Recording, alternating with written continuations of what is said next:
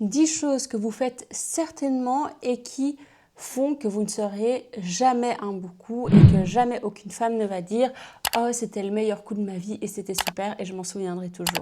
Je suis certaine que vous les faites parce que la plupart des hommes font toutes ces erreurs et c'est très souvent ce qui fait que la femme qui couche avec vous mais ne passe pas le meilleur moment de sa vie, même si vous essayez de bien faire, vous êtes plein de bonne volonté. Donc dans cette vidéo, je vais vous expliquer les 10 erreurs qui ruinent vos performances sexuelles et qui vous empêchent d'être un fameux bon coup. Voilà, c'est ce qu'on va voir aujourd'hui. Et encore une fois, je vous vois venir en commentaire. Ne commencez pas à dire « Oui, et c'est à nous de faire tout le travail ».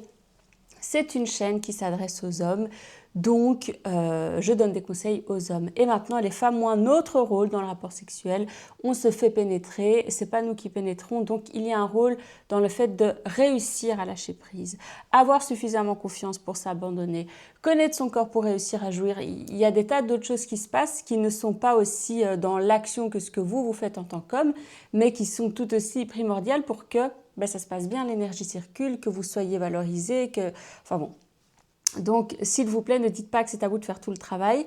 Vous avez une partie du travail à faire et si ça vous emmerde de devoir le faire, eh bien alors ne couchez pas avec des femmes, tout simplement. Voilà. Ou peut-être que vous n'avez jamais couché avec des femmes qui étaient réellement très partantes et très excitées par vous, ce qui vous a donné l'impression de devoir faire tout le travail parce qu'en fait, elles n'étaient pas très chaudes. Et là, le problème se situe ailleurs, ce qui m'amène à vous rappeler que le premier appel est toujours offert, enfin est sans engagement, que ce soit avec moi ou un membre de mon équipe. Appelez-nous et on voit ce qu'on peut faire pour vous aider dans votre vie sexuelle, affective, relationnelle, si vous êtes célibataire depuis longtemps ou si votre partenaire ne semble plus du tout excité par vous. On peut également s'occuper de ça, voir comment justement avoir une vie sexuelle beaucoup plus joyeuse, active, créative. Donc voilà, n'hésitez pas à cliquer sur le lien en description pour réserver votre appel diagnostic avec moi donc, ou un membre de mon équipe. On fait le point ensemble et on voit ce que l'on peut faire pour vous. Et maintenant, je vous laisse avec la vidéo. On est parti. Bon, bienvenue YouTube et coucou à tous mes ex. Dans cette vidéo, je vais donc vous expliquer les fameuses 10 erreurs les plus fréquentes et surtout quoi faire pour y remédier. Et la première, ça va être de vous dire que si vous avez cliqué sur cette vidéo, c'est que vous êtes très certainement dans l'objectif de devenir un bon coup, un meilleur coup, le meilleur coup de leur vie. Et il faut faire gaffe avec ce truc-là, c'est à double tranchant. Parce qu'en réalité, quand vous êtes dans cette démarche, vous ne le faites pas pour les femmes. Vous le faites pour votre ego. Et tant que vous le faites pour votre ego, vous n'y prendrez pas réellement de plaisir. Et ça va sentir et ce sera uniquement performatif. Donc ce que je vais vous dire là, ça va peut-être vous sembler contre-intuitif, mais j'aimerais que ce qui change, c'est qu'à partir de maintenant, vous le fassiez pour votre propre plaisir à vous et que vous ne soyez pas dans cette fausse générosité de « je veux donner du plaisir » qui est en fait juste une manière de dire « je veux rassurer mon ego, je veux être le meilleur coup, je veux qu'elle me trouve incroyable ». Alors qu'en fait, vous faites tout ça pour vous, sans jamais réellement que ce soit important pour elle et vous intéresser à elle. Hein? Mon petit chou, je peux pas t'embrasser, j'ai du rouge à lèvres. Regardez comme il a grandi. Donc ça, c'est vraiment le démarrage. Donc quelque part, je vous ai déjà un peu piégé. Mais je pense que c'est intéressant de vous dire ça. Et maintenant, je vais avoir plein de poils de chat dans mon rouge à lèvres. Ensuite, premier point concret, c'est que vous ne savez pas ce que sont réellement des préliminaires. Enfin, vous ne savez pas réellement comment exciter votre partenaire. Parce qu'en réalité, les préliminaires, ils commencent bien avant le contact physique. Et le nombre d'hommes à qui j'ai demandé « Ah, est-ce que tu sais ce que ta copine, ce que ta femme aime, comment l'exciter, comment susciter du désir chez elle ?» Et très souvent, elle me répond « Oui, alors elle aime bien que je la touche de telle manière et que je la doite et que… » Non, non, non. Moi, je vous demande qu'est-ce qui l'excite et qu'est-ce qui fait qu'alors elle va être dans un état disposé, enfin qu'elle va avoir envie de sexe, qu'elle va avoir envie de vous. C'est quoi les préliminaires des préliminaires? Telle est la vraie question et beaucoup d'hommes skippent ce truc-là et ne comprennent pas qu'en fait, ça commence dans votre manière de lui parler, votre manière de la regarder, comment vous êtes habillé, quelle odeur vous sentez, comment est-ce que vous interagissez physiquement avec elle, est-ce que vous partagez avec elle du contact physique qui ne soit pas sexuel? Est-ce qu'à chaque fois qu'il y a un contact physique entre vous, c'est parce que vous voulez aller jusqu'au bout et avoir un rapport sexuel avec elle, et donc il n'y a jamais de geste tendre, entre guillemets, gratuit ou sans arrière-pensée? Donc, est-ce que vous savez et est-ce que vous cultivez ce truc-là entre vous? Ensuite, une erreur que tellement d'hommes font, c'est que pendant un rapport sexuel, vous ne touchez pas son corps ou son visage, vous ne la caressez pas. Vous êtes focus sur sa bouche, ses seins, son sexe. Ça s'arrête là, un peu ses fesses, voilà. Et vraiment, ça vous semble peut-être faux ou lunaire ce que je dis là. J'ai pu le vivre moi dans mon intimité et je le vois avec les hommes avec qui je travaille et je le vois également avec mes amis avec qui je parle de tout ça. La plupart des hommes ne touchent pas le reste du corps pendant un rapport sexuel, ce qui rend ça hyper simpliste, un peu brut et un peu, c'est comme si vous manquiez de vocabulaire. Ce qui m'amène à mon troisième point, qui est que très certainement, que vous ne savez pas comment caresser quelqu'un, une femme en l'occurrence. Vous ne savez pas. Vous allez faire des trucs comme ça, comme si c'était un peu un petit chien. Vous allez rester au même endroit, ou vous allez avoir votre main qui fait ça. Mais comment on caresse tout le corps. On peut compresser, on peut caresser, on peut effleurer.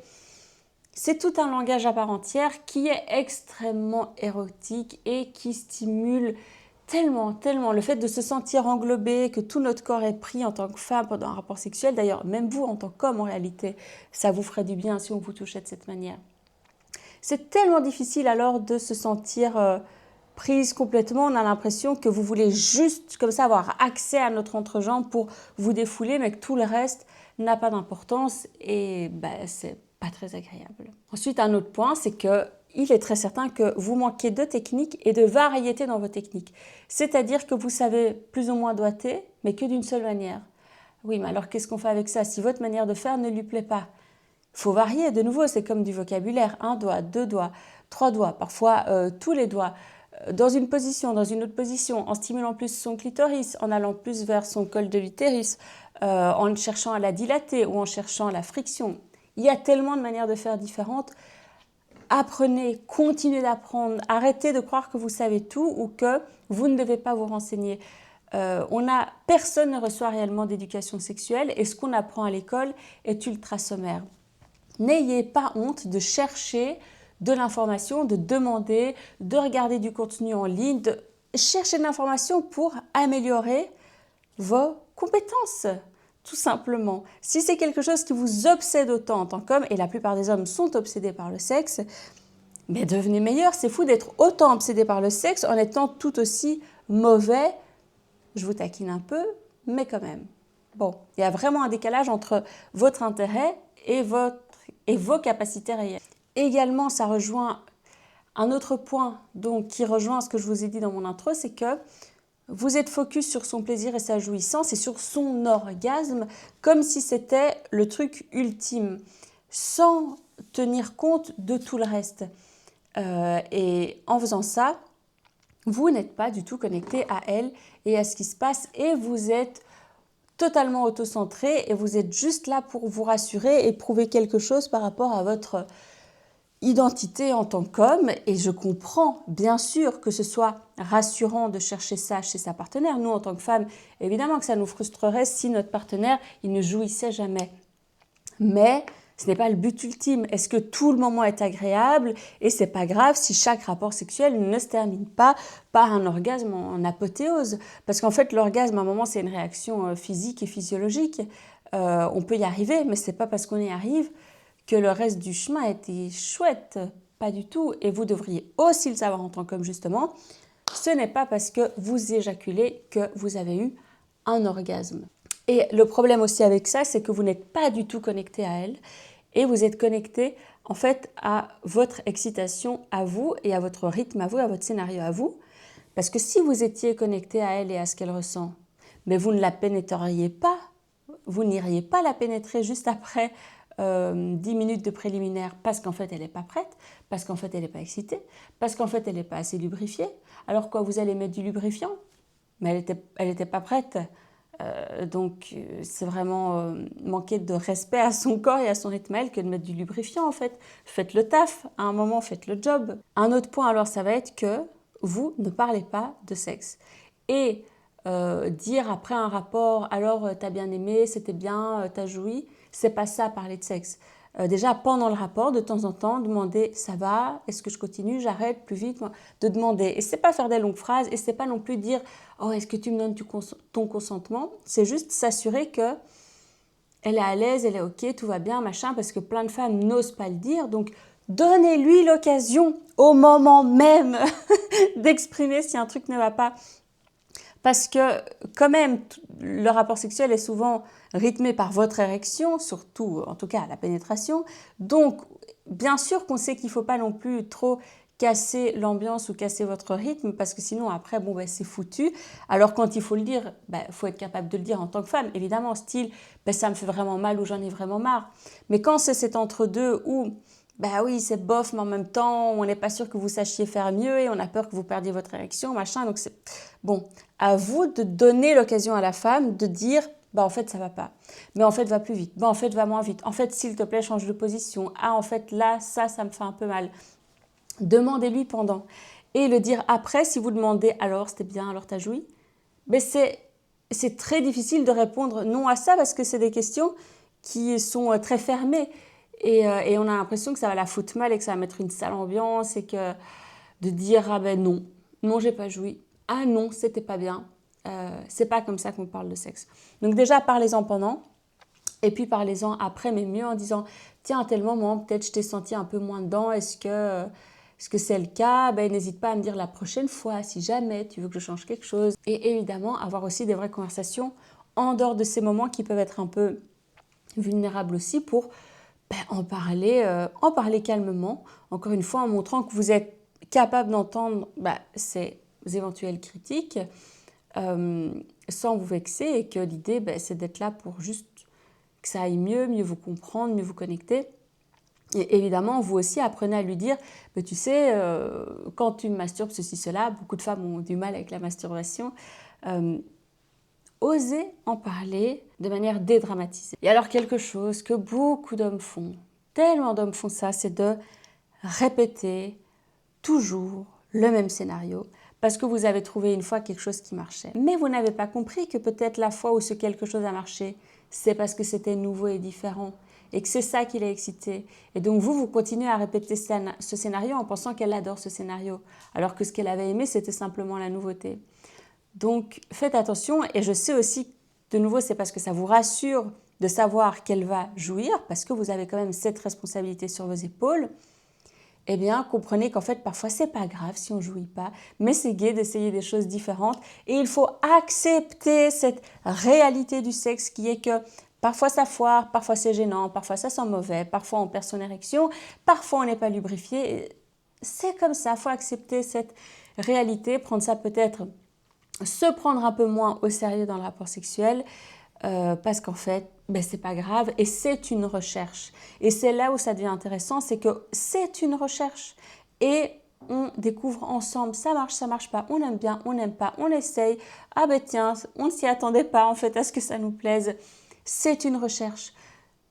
L'idée, ce n'est pas de répéter exactement la même chose parce qu'on sait que cette recette-là, elle marche. C'est comme en cuisine, faire toujours la même recette parce qu'on sait que ça fonctionne. Au bout d'un moment, ça n'a plus aucun intérêt. Voilà.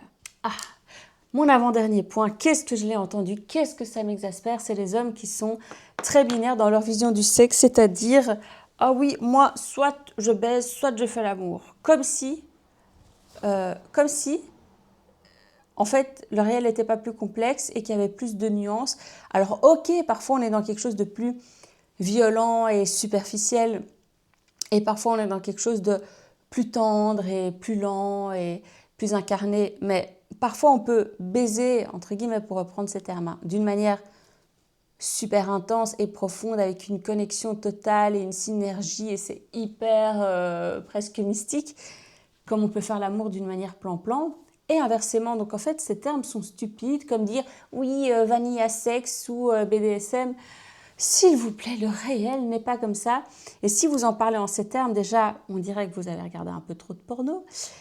Et ça donne pas une bonne impression sur comment les choses vont se passer avec vous, parce que ça veut dire que ça risque d'être stéréotypé, mécanique, et que vous êtes très binaire, c'est-à-dire tant que je ne t'ai pas dit je t'aime, je ne peux pas te faire l'amour. Pardon pour l'accent belge, mais c'est comme ça que je le vois dans ma tête. S'il vous plaît, un peu de maturité et un peu plus de subtilité, quoi. Bon, et mon dernier point, je l'ai déjà dit quelques fois, mais c'est important vraiment de l'articuler, c'est que vous êtes encore dans une vision performative du sexe, alors que ce soit à cause du porno, de la société, des films ou quoi, ou qu'est-ce, je reconnais qu'on encourage les hommes à être dans cette attitude performative, mais s'il vous plaît, personne ne vous le demande. Donc, quoi, c'est pas parce que par exemple, pendant un rapport, vous l'avez bien fait squirter, super, et votre canapé il est tout mouillé, and so what? Vous pensez vraiment qu'elle va s'en rappeler et qu'elle a passé spécialement un bon moment? Vous avez regardé cette technique pour, oh, ok, comment bien le faire? Et alors? Et alors? Donc, je peux comprendre peut-être quand on est dans son début de vingtaine, on découvre, on a envie de machin et tout. Ok. Passé un certain âge, passé 25-30 ans, il faut sortir de ça, les gars. Il faut sortir de ça. Ça devient ridicule. Nous, en tant que femmes, on n'est pas là, déjà, on n'est pas là pour vous rassurer dans votre virilité. Et puis, on n'est pas des putains de Kobe, style, et je vais essayer ci, et je vais essayer ça. Jesus, s'il vous plaît. Est-ce qu'on peut vivre une expérience un peu plus d'égal à égal et en symbiose, plutôt qu'avoir l'impression d'être chez un gynécologue fou, quoi, hein? Voilà, on n'est pas venu pour ça. Voilà. Bon, je pense que j'ai fait le tour. Il y a certainement d'autres choses que je pourrais vous dire. Mais si vous arrivez à travailler sur tous ces points-là et à les améliorer, ben, je vous garantis que vous allez être bien meilleur que 80% des hommes sur le marché actuellement. Voilà, et si tout ce que je vous ai expliqué, mais ça vous semble quand même abstrait, complexe, ou que vous n'avez juste tout simplement mais pas l'occasion de mettre ça en œuvre par vous-même, réservez votre appel découverte et on en discute ensemble. Et je vous explique non seulement comment réussir à faire des rencontres, et puis comment devenir un bien meilleur amant. Voilà, j'aime pas dire un bon coup, c'est quand même un peu vulgaire, mais être un bon amant que les femmes aiment. Et je terminerai peut-être en disant que justement, il ne faut pas avoir peur des vrais termes et de l'affection et de la tendresse, parce que c'est aussi ça qui fait partie de la qualité du moment qu'on échange dans l'intimité avec un homme. Voilà, bon, et là je vous ai tout dit, donc bisous YouTube, bisous à tous mes ex, et s'il vous plaît, commentez, partagez, c'est important pour le référencement, mais surtout dites-moi en commentaire ce que vous pensez qui fait d'une femme un bon coup. Qu'est-ce qui fait que vous trouvez qu'une femme est un bon coup? Je serais très curieuse d'avoir votre avis là-dessus. Et voilà, bon, bisous et à la semaine prochaine.